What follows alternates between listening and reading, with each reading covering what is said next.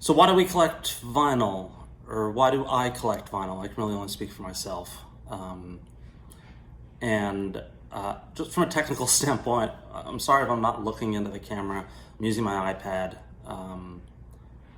because I'm having some storage issues on my iPhone. I'll get that sorted out and go back to the iPhone soon. But that's why it looks like I'm looking off, because I think the camera's there. So, to the discussion at hand. Has the VC ever done a thread? What do they call it? When everyone, they try to get different folks in the VC to post similar or post about the same topic. This would be a good one. I think you're going to get a lot of different answers. I think for a lot of people, it's the sound quality, especially. I know there's a little controversy this past week about mobile fidelity, but a lot of the repressings are just gorgeous and sound great. There's obviously a lot of nostalgia in it. But I was asked this question twice this week, and I'm asked it fairly often. Like, why? You could save so much money, just listen to it all on streaming services. Which I subscribe to streaming services because I listen to so much music. So I am going to try to give some off-the-cuff answers, and they're going to be sort of tied to the main reason why I think I collect vinyl, and that is I think the stories that the records tell. And what I mean there, I'm just going to try to explain through. I looked at my wall of records, and for almost every record, and I have somewhere in the 1800, 19, maybe 2000 records, there was a story. Either a personal story about a relationship, somebody I dated, one of my brothers or my sister, or just growing up. And I realized that that's why. And I decided to do this video because I was listening to records yesterday, and I had this thought after somebody had asked me this question again. And my eye went right to the Almost Famous box set for some reason. That came out, I don't know, maybe a year ago.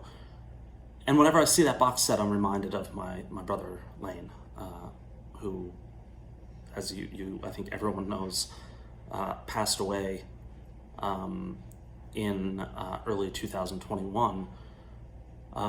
He loved that movie, and he used to talk about it all the time. And when I see that Almost Famous, the big bindings, it's a big box set, I just think of him, and I think of us watching. He and I were huge into like independent films in the 90s. We used to trade all VHS and DVDs, so many movies from back, which I think is one of the best eras, if not the best era of independent film. Movies like The Sweet Hereafter. Lynn and I loved that movie. The Ice Storm. So Almost Famous got me thinking about all the movies. And for me, I think that's what it is. Yes, I like the nostalgia. I like having to look through liner notes. And I love having just a physical product. But before I get into these stories, and as I've said repeatedly, I'm trying to keep these videos shorter, so I'm going to try to keep this one under 15 minutes. Before I get into some of the stories, I think what really sort of energized my interest in vinyl, and I've been collecting vinyl forever, since I was a kid. I love the resurgence in the last 10, 15 years, but I was collecting way before that. I had collections when I lived in Brooklyn, back in the late 90s, early 2000s. But I think what really propelled it is, and I think a lot of people will share this sentiment, how much music means to us. I think it was Joe Pernice who had a line, Joe Pernice from the Pernice Brothers and Scud Mountain Boys. Saw an interview with him once, and he mentioned something about, music is is almost life or death for him. I'm paraphrasing, so if I have it wrong, but I remember I thought it was a little bit hyperbolic, but I knew what he was getting at, and I'll try and find that video and link it if I can find it. But these songs, these albums, the artists, the words and the music. What did Jay Farrar say? When the spirit catches you, right? Like, some songs you hear and it makes you feel joy, and it makes you feel heartache. And I know this is getting very sentimental, and I'm only getting started. So that's why, for me, I always want to be as close to the music as I can be. And to have, I'm looking right now, I have a new setup in my living room, so I'm running out of space for records, and the Beatles' Let It Be, the box set, I think, of my mother playing the Beatles when we were kids.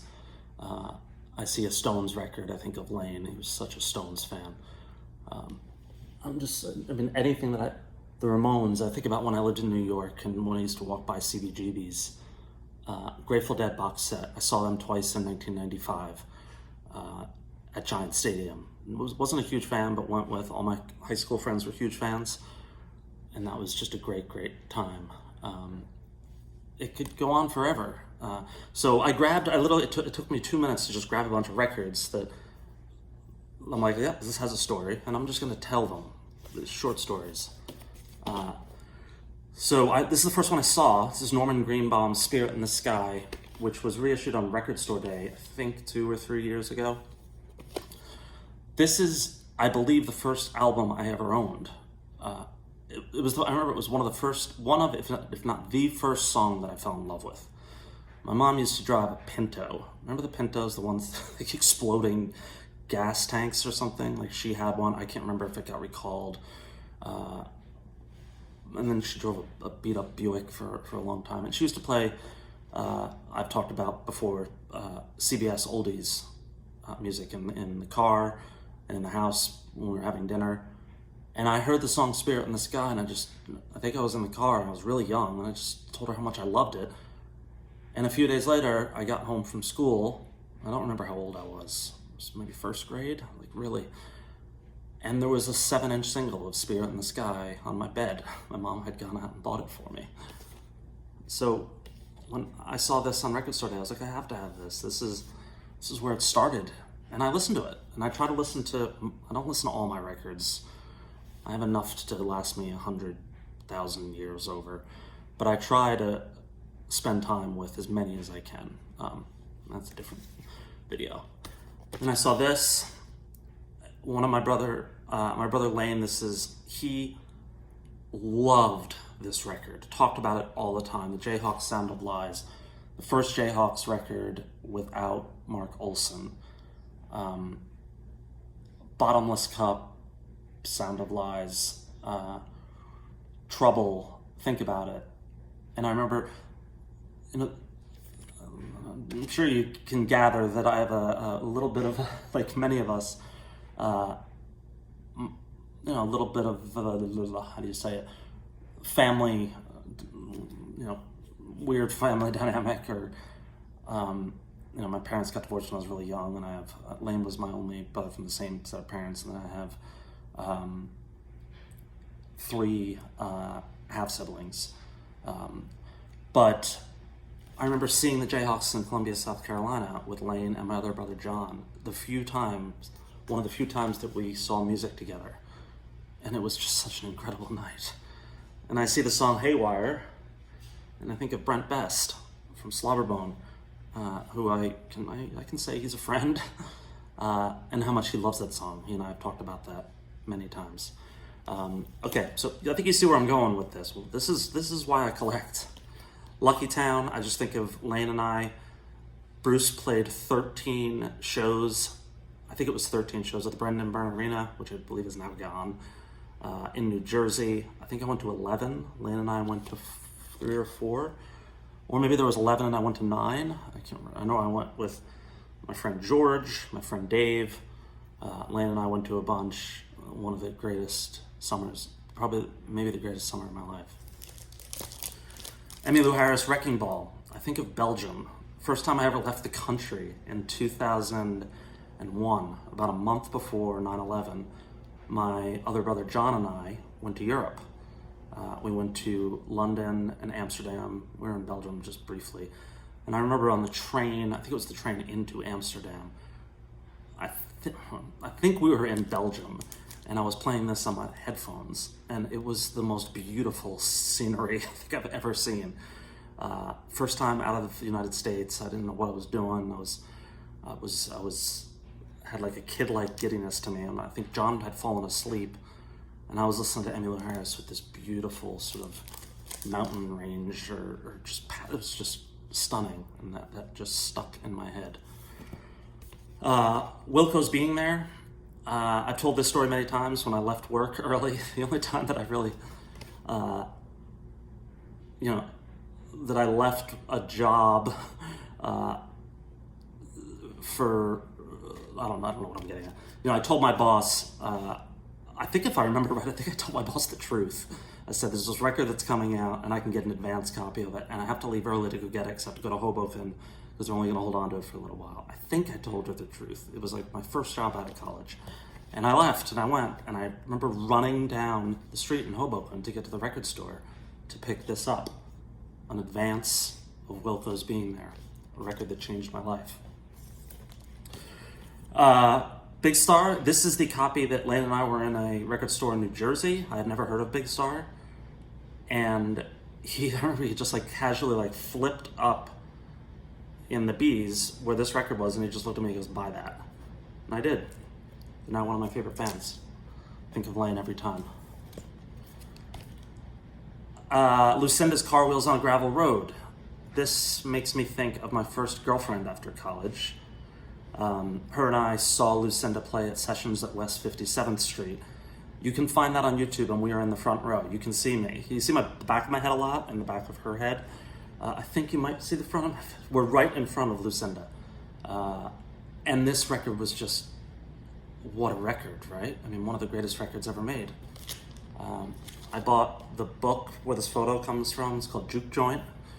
And I have both. It's Juke Joint somewhere around here.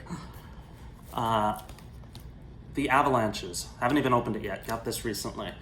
And I think of the bachelor party that I went to with my friends, Fred, Steve, and Don. We drove from New York to Boston for Steve's bachelor party. Well, we just went to a Yankee game and went out to a bar and got drunk. But I remember Don played this on the way up. He's like, he played this, and The Strokes' Is This It? And I hadn't heard either records. I think those are the two. And I remember just being floored. And I have loved this record ever since. We're getting near the end.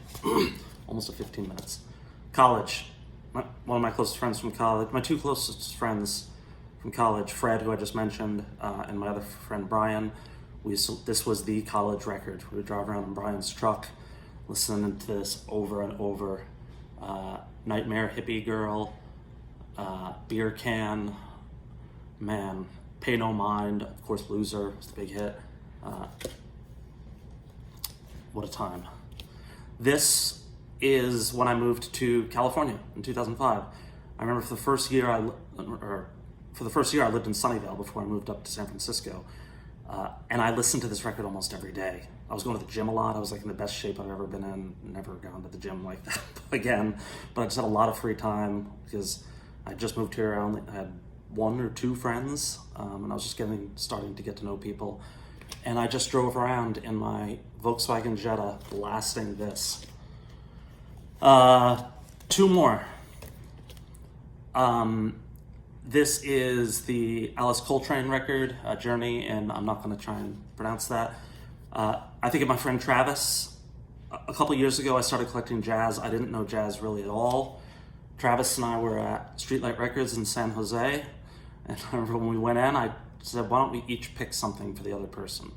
I can't remember if I ended up picking this. Maybe I'm being selfish. Maybe I just got a freebie from him. But I remember he walked by this and he said, buy that. And I did, and I fell in love with this record, and thus ensued a lot of jazz records. And last, and I'm telling you, I mean it, I could do it with every record I have. Probably Richard Buckner's Bloomed. I think of one of my closest friends in New York, Scott, made me a mixtape. Right after I got out of college, I lived in New Jersey at my mother and stepfather's house for a few years before I moved into Brooklyn. And I remember I used to hang out in the city, go out to bars and shows, and I would take like the late bus home. I think it was sometimes the train, sometimes the bus. And he made me a mixtape called Gauzy Dress in the Sun from this record. And I think of my brother Lane. Lane, oh my God, Bloomed, he loved this record. We used to talk, and my buddy Brian, all of them. This is just my buddy Sharish. This is just like a communal, so many of my friends love this record. I think I'm gonna do more videos like this. I like hearing the stories. So maybe we could start, if this hasn't been done, maybe the community could start a thread. And if you want to share some stories, maybe related to any of these records or your own in the comments, please do so. And that's all. I hope you all have a nice weekend, and I will talk to you soon.